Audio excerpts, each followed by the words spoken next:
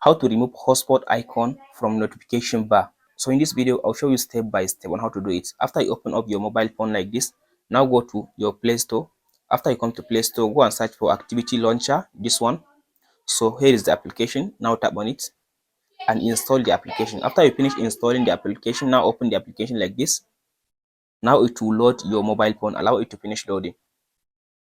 So after the application has finished loading, here is the interface of the application. Tap on this search and search for System UI. Type in System UI like this. After you type in System UI like this, now tap on this one. After you tap on this one, go to the status bar. So now scroll to down. So if you scroll to down, now here is the option which says hotspot, this one. So now I'll start by turning on my hotspot. Now here is my hotspot. So as you can see now I can see here is now the hotspot icon. Now if I turn it on, this one. So as you can see now the hotspot icon has been hidden. If you want to turn it on again, now tap on this one. So now the hotspot icon has come back.